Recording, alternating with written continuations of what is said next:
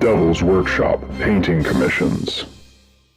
Ladies and gentlemen, today I have for you an intermediate contrast tutorial using Black Templar.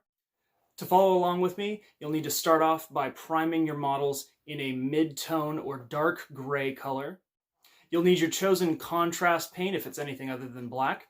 You'll need contrast medium as well, in addition to a number of high highlights that you'll apply using a dry brush technique. To apply these paints, you'll need a medium or large shade brush, as well as a number of medium or large dry brushes. So to start off, we're going to go ahead and dry brush a thick coat of Dark Reaper onto our miniature here. So you can be really heavy here. And Dark Reaper is not going to pick up on the miniature like it would as if it were primed black, but just do your best to be thorough.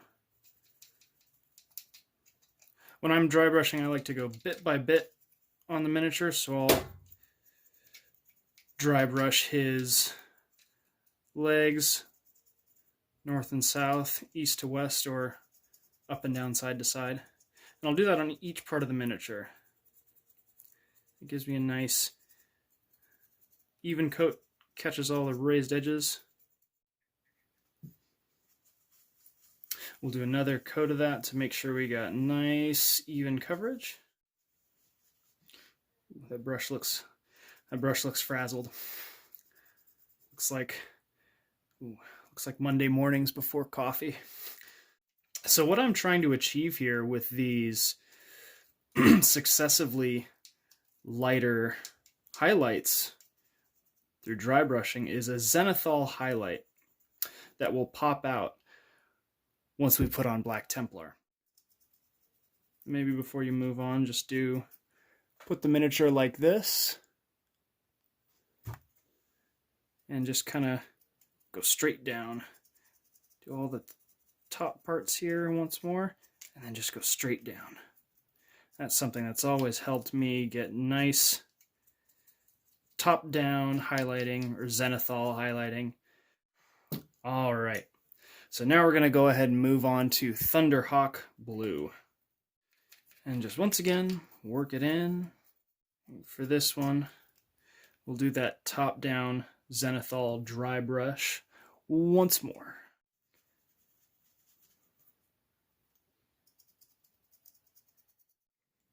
So let's go ahead and do the same thing for Russ Gray.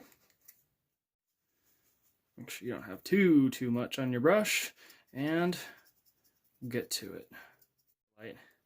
You might just want to start brushing straight down on the miniature, so that way it automatically catches that top-down highlight. I don't know why painting miniatures black.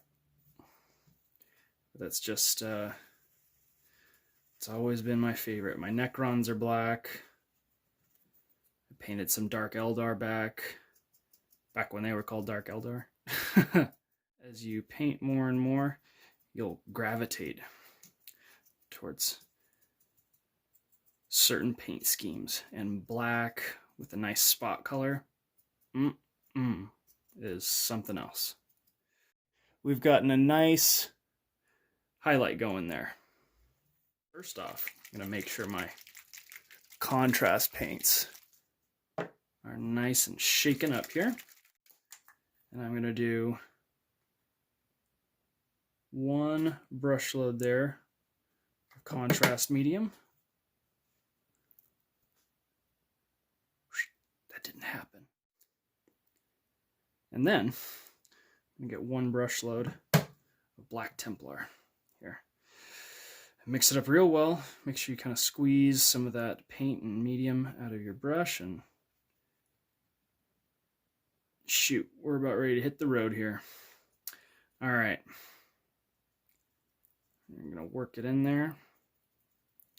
Make sure you work it in the recesses real well. And that's what this large shade brush is great for. You can load up your brush and it works so well for these contrast paints. It's just perfect. It's beautiful. Continue to work it in until you get full, even coverage. All right, so with that first coat dry, he's looking pretty darn good. You can see in good lighting, those highlights are showing through that black. But I want to deepen that black quite a bit more.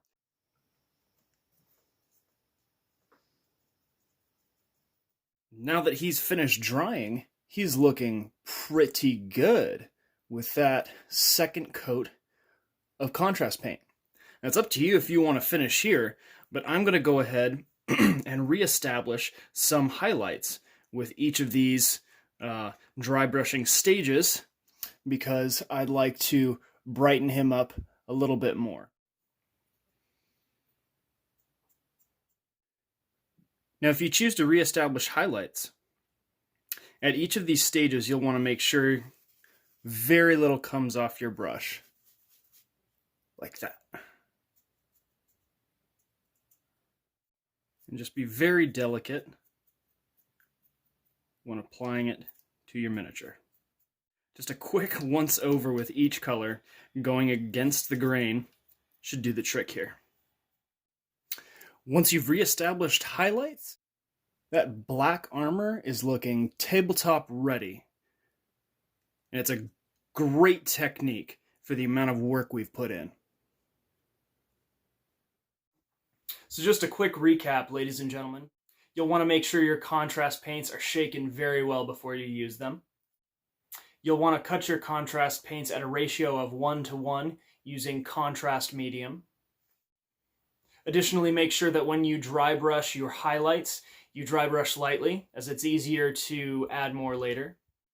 And once your contrast paint has completely dried, reestablish highlights if you feel it's necessary. Ladies and gentlemen, it has been my pleasure to share this painting tutorial with you, and more from Devil's Workshop is soon on the way.